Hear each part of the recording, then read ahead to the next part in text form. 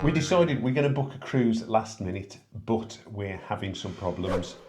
Mainly that we can't agree on what we want to do. Yeah, so it is the last week in May and we want to go on a cruise between the sort of 13th of July and the 25th of July, before the school holidays, but it is still a peak time to go, isn't it, July? So we're thinking, are we going to be able to get something at a good price, probably in one of the most popular months in the year to travel? So what we've done is we've both gone away and we said we'll pick our cruises, and if we match up, that's the one we'll go on. And as you can probably imagine, I've picked two, Lisa's picked two, so we've got 4 cruises, none of which actually match up.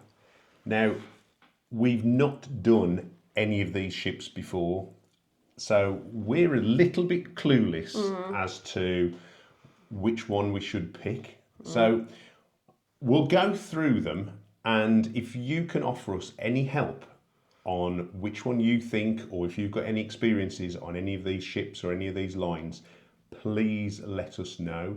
There's one of the lines that we've not even done before, so we are sort of very blank with that.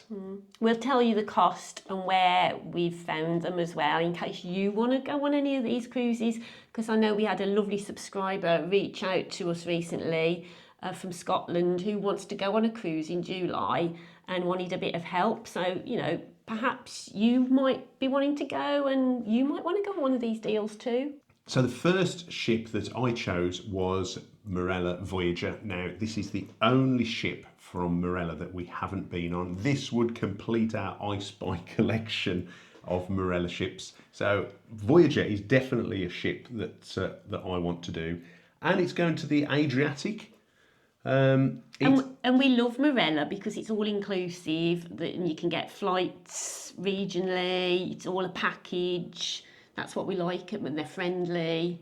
It is, so we decided then. My choice was right. Well, no, I'm not saying that, but those are the good things about Marella. Yeah, it's all included. So this is probably a little bit more expensive than the others, but it has got everything included. So at the moment, it's £1,344 per person for an inside cabin. And that's 7 nights with a flight. That's not too bad. The thing I like about Marella is a lot of the dining options that are included. There's a lot of choice for that, isn't there? The only thing I don't like about this deal is it's flying from Bournemouth, and you know, you've got to get down. We live in the Midlands and we've got to get down to Bournemouth. I suspect that if you put a closer airport in, the price is going to go up. Well, let's see. I didn't even know Bournemouth had got an an airport. So actually... What's the closest? Bristol, £56 per person. Doesn't look as if Birmingham, 85. So yeah, Birmingham or East Midlands is going to cost us an extra £85 each. But to be honest, by the time you've got down to Bournemouth, with petrol costs and parking, £85 is probably better to pay. Yeah, but look at the itinerary. You go to Corfu, day at sea, Trieste. We've never been there. Zadar. I've never been there. Never been there. Split. We like Split. That's very nice. Kotor. We like. Oh, that's a lovely sail into Montenegro. Dubrovnik. Yeah, so that. Dubrovnik. In fairness, that's a great itinerary. For me, the thing that puts me off is the price. I think that is expensive for 1 week in an inside cabin, I think. Yeah, I suppose because you don't drink particularly, No. you're paying for somebody else's drink, aren't you? So that's the downside of that holiday for me. Yeah, but great itinerary, dates we want, good food. So that's option 1.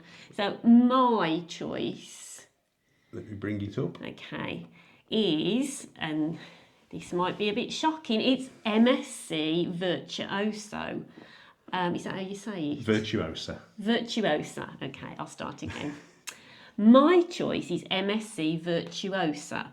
Now, that might come as a surprise to some of you who know me, because I don't like crowds and loads of people, and I've sort of seen a few videos and I know this ship is big and it's busy, but the reason I picked this was the itinerary. It's going to Flam in Norway, and I don't know if you know us, you know I absolutely love Norway. It's my favourite place to cruise, and I've never been to Flam. So Flom. Flam, is it? Okay. I'm just I am rubbish at pronunciation. I'm absolutely rubbish, so I apologise if I've pronounced it incorrectly. It's also going to the Shetland Isles, which I've always wanted to go to as well. And it's going to Malloy, I don't know how you pronounce it, and Kristiansand, which I've been to before and absolutely love. So for me, it ticks all the boxes with itinerary, and the price is really good. It's starting from £797, but I found out that that was in a Bella interior cabin. Now, on a Bella price fare, you don't get to pick what time you have your main dining restaurant at.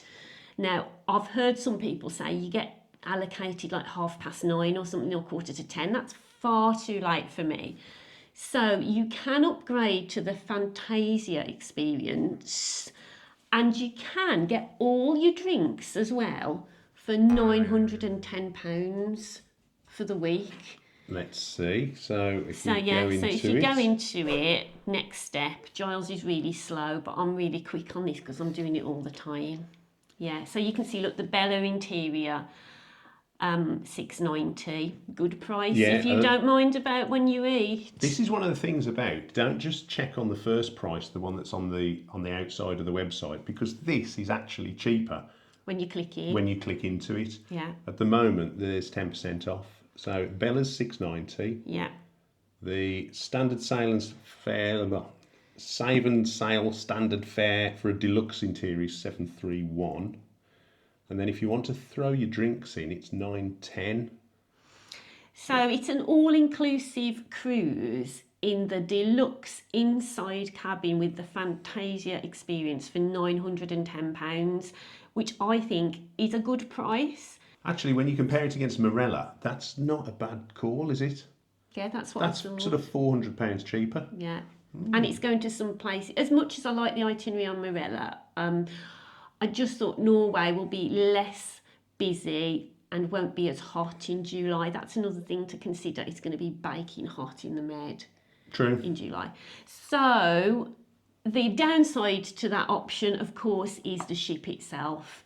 I've heard people say it's busy, it's noisy, you don't get anywhere to sit, there's loads of queues. Have you been on MSC Virtuosa?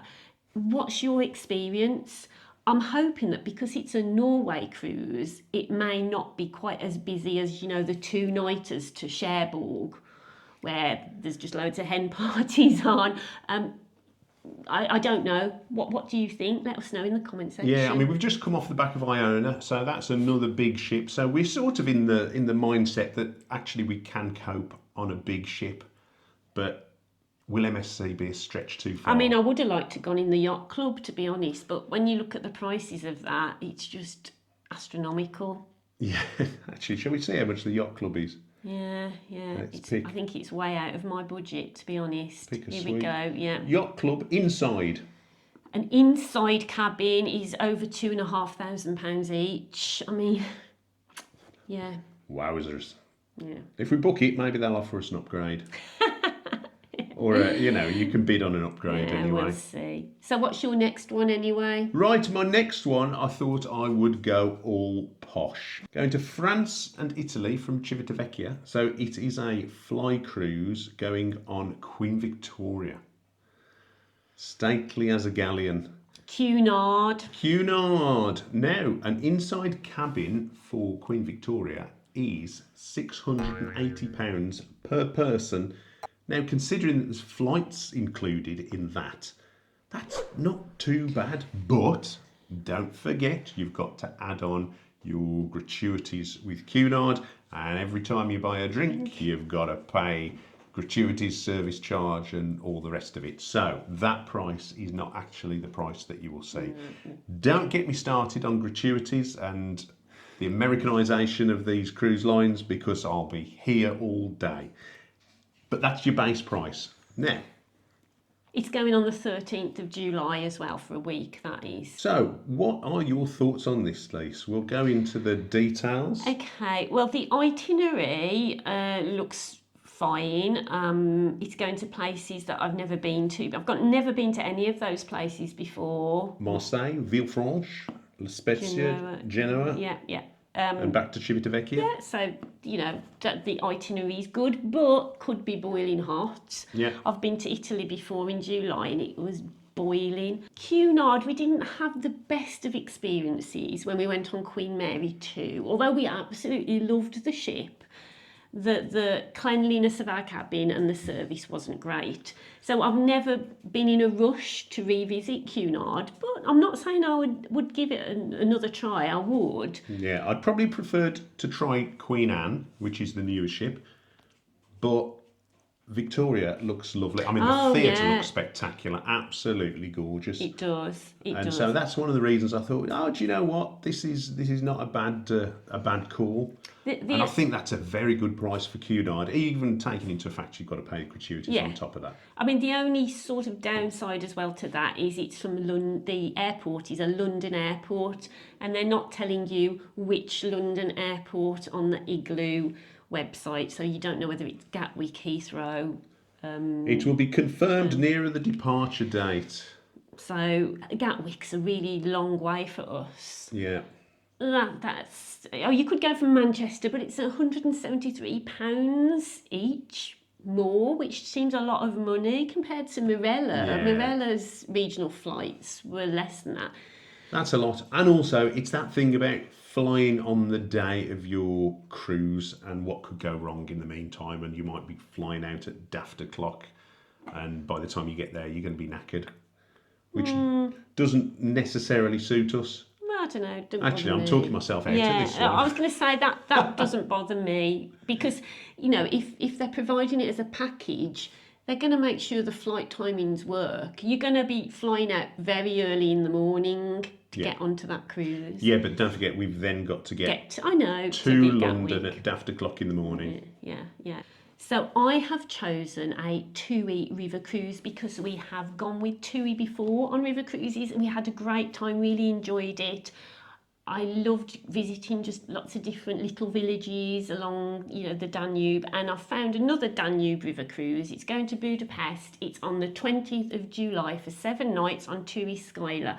Now on Igloo, you can get it at 1169 per person, but I think that's going again from a London airport. So if we wanted to go from a Midlands airport, there might be a supplement on top of that. But I thought that was a good price for a river cruise. You get your drink, you get beer and wine at lunch and dinner with your meals on this cruise. So it's not an all-inclusive cruise, but you do get some drinks included at meal times. And it's going, to some nice places. The only thing is, it's going to 3 places that we've been to before. So for me, that's the downside of this option, that I'm visiting 3 places I've been to before and 4 places that I haven't been to. But, I think that's a really good price for a river cruise. It is. I think TUI do really well priced river cruises. When you compare it to some other of the river cruise companies, it's half the price. Yeah. And this one is a very good deal. Anything around 1,100, 1,200 price point for a week is very good. And it's just nice arriving in the middle of a town where you're just, you're just rocking up and you're there. It's brilliant. Yeah. So those are our 4 options. Now, really, we really need you to help us on this. Please let us know in the comment section, out of those 4 cruises, what do you think? Have you done all 4? Have you been on those 4 cruise ships? What was your experience of them? Are there any that you would do again? Are there any that you would never do? We'd be really interesting to know, and for other people as well to know. And if you've watched our videos before, you'll probably know the sort of things that we like. So which one would suit us best? Let us know which one you would pick, but let us know which one you think we'd be best going on as well. Yeah. Is it going to be one of your picks or one of Yeah. my picks? But We're definitely going to book we are. one of them We without a shadow of a doubt. We definitely are. But what I would say is, it is possible to get a good deal sort of 7 or 8 weeks before a July break. Yes. I think those prices are okay. I mean, I'm expecting that some of these cruises will be infested with children because I can see them being taken out of school for that last week. But some of them won't, because that's something to consider. The river cruise is adult only. Yeah. And I don't know whether Queen Victoria is. I'd have thought they'd have children, but But probably not many. it's probably not a line that families would go on. I think families are much more likely to go on Marella Voyager or MSC Virtuosa. Yeah. MSC Virtuosa has got a lot of things for kids to do. So out of the 4, that's going to be the one, that kids will go on. That might be something that puts us off that one. Not. I mean, we like kids. We've had them, but as a grown up now, Yeah, so we used to be children ourselves. yeah. But we just would prefer not to be around lots and lots of them on our holidays. However, if there are adult-only venues on a ship, which I know there are on Virtuosa, so I'm gonna say we can hide away from the children if we want to. Right, we'll leave it over to you. Let us know in the comment section. If you've enjoyed this video, please press like. Please send us a comment and let us know what you think. And, are there any deals that you want to book? You might see us on there. And if you do, come up and say hello. Please do. Thanks for watching, guys. Take care. Bye. Bye.